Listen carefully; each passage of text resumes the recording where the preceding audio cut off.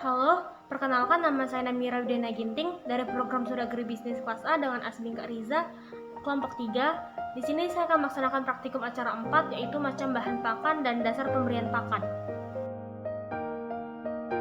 Yang pertama yaitu ada klasifikasi bahan pakan.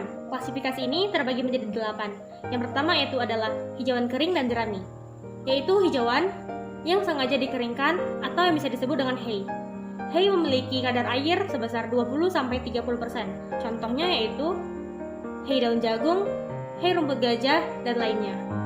Kemudian ada hijauan segar, yaitu berbagai jenis pakan yang sengaja dipanen dan diberikan kepada ternak dalam keadaan segar. Hijauan ini memiliki kadar air sekitar 65%. Contohnya yaitu daun jagung, lamtoro, gamal, rumput gajah, rumput lapangan, dan lainnya. Kemudian silase, yaitu pakan ternak yang diambil kemudian difermentasi oleh bakteri di dalam silo ataupun alat fermentor secara anaerob pada waktu tertentu. Contohnya yaitu silase jagung, silase rumput, dan lainnya. Selanjutnya yaitu sumber mineral, yang dimana bahan pakan ini memiliki sumber mineral yang tinggi. Contohnya tepung tulang, garam dapur, tepung kerang, dan lainnya.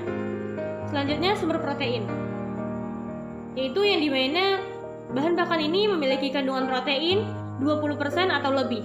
Contohnya yaitu bungkil kelapa, bungkil kedelai, tepung ikan, bungkil kacang tanah, dan lainnya. Selanjutnya yaitu sumber energi, yang dimana sumber energi ini memiliki kandungan serat kasar kurang dari 18% dan pada protein kasar kurang dari 20%. Contohnya yaitu onggok, pollard, dedak jagung, dedak padi, dan lainnya. Selanjutnya sumber vitamin, yaitu bahan pakan yang memiliki kandungan vitamin yang tinggi. Contohnya minyak ikan, daun lamtoro, daun gamal, dan lainnya. Dan terakhir ada zat aditif, yaitu bahan yang ditambahkan ke dalam suatu pakan dalam jumlah dosis yang sedikit dengan tujuan tertentu. Contohnya antibiotik, prebiotik, dan obatan-obatan lainnya. Selanjutnya ada fungsi nutrien terhadap unggas. Fungsinya yaitu sebagai energi dalam penyusun ransum unggas yang biasanya disebut dengan true metabolizable energy. Fungsi ini terbagi menjadi dua, yaitu energi dan protein. Yang pertama yaitu energi. Energi berfungsi sebagai sumber tenaga bagi unggas dalam melakukan segala aktivitasnya. Yang kedua yaitu protein. Protein ini diperlukan dalam pertumbuhan, pengelolaan, dan produksi telur. Beberapa faktor yang mempengaruhi kebutuhan protein ini yaitu umur, laju pertumbuhan, reproduksi, iklim, tingkat energi, penyakit, bangsa, dan galur. Selanjutnya, cara pemberian pakan. Pemberian pakan pada ayam broiler dibagi menjadi dua bentuk yang disesuaikan pada masa pemeliharaannya, yaitu yang pertama ransum starter pada usia 0 sampai 4 minggu. Yang kedua, ransum finisher pada usia 4 minggu hingga masa panen. Sebaiknya pada 2 hari pertama, ransum anak ayam tidak perlu dijatah. Biarkan anak ayam makan sepuasnya. Setelah waktu tersebut, pemberian ransum pakan dapat dijatah. Misal, 25 gram per ekor dalam 1 hari. Pemberian pakan juga harus dilakukan secara bersamaan, karena jika tidak, pakan ayam akan diserbu oleh ayam jantan, dan ayam betina akan menunggu hingga ayam jantan kenyang. Hal ini akan menyebabkan berat ayam tidak seimbang atau seragam. Hindari pakan yang berjamur atau yang berbau akibat penyimpanan yang terlalu lama, karena pakan yang berjamur atau berbau akan menurunkan kadar vitamin dan menyebabkan datangnya penyakit. Kemudian saya akan melakukan organoleptik bahan pakan. Bahan pakan yang saya gunakan yaitu jagung, pollard, bekatul, bungkil kelapa, dan bungkil kedelai. Yang pertama ada jagung. Dapat dilihat, jagung ini berwarna oranye kekuning-kuningan, bertekstur kasar, memiliki aroma khas jagung pada umumnya. Jagung merupakan pakan paling umum yang digunakan untuk unggas. Dengan bentuk biji-bijian atau butiran, dan termasuk salah satu pakan sumber energi.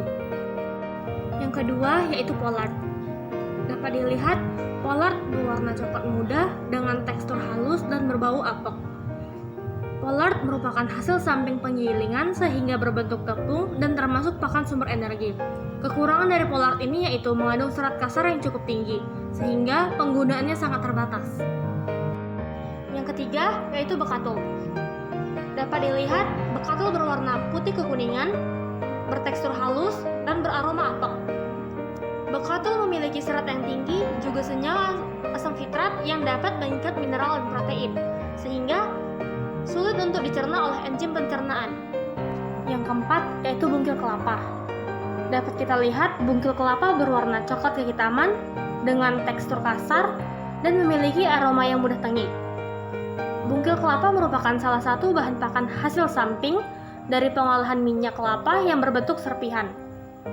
Kekurangan dari pakan ini yaitu memiliki kandungan serat kasar yang tinggi sehingga tidak dapat dikonsumsi oleh unggas secara berlebihan.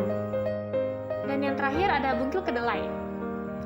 Dapat kita lihat di sini, bungkil kedelai memiliki warna coklat tua, bertekstur kasar, dan memiliki aroma khas kedelai. Pakan ini merupakan sumber protein berbentuk pecah-pecahan yang dihasilkan dari pengolahan minyak kedelai. Bungkil kedelai ini memiliki kandungan protein yang tinggi, namun kandungan asam amino metionin yang rendah. Dan yang terakhir yaitu kebutuhan nutrisi unggas pada tiap fase fisiologisnya yang dibagi menjadi dua, yaitu fase starter dan fase finisher. Pada fase starter ternak harus memperoleh perhatian lebih dalam pemberian pakan, sehingga para ternak dapat memenuhi kebutuhan nutrisinya. Kandungan nutrisi pada fase starter harus lebih tinggi dibandingkan fase finisher. Berikut pada fase starter.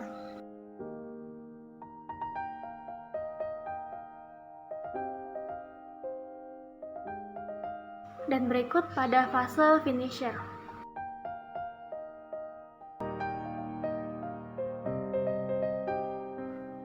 Demikianlah penjelasan saya mengenai acara 4, yaitu macam bahan pakan dan dasar pemberian pakan. Jika ada salah kata, saya mohon maaf. Terima kasih.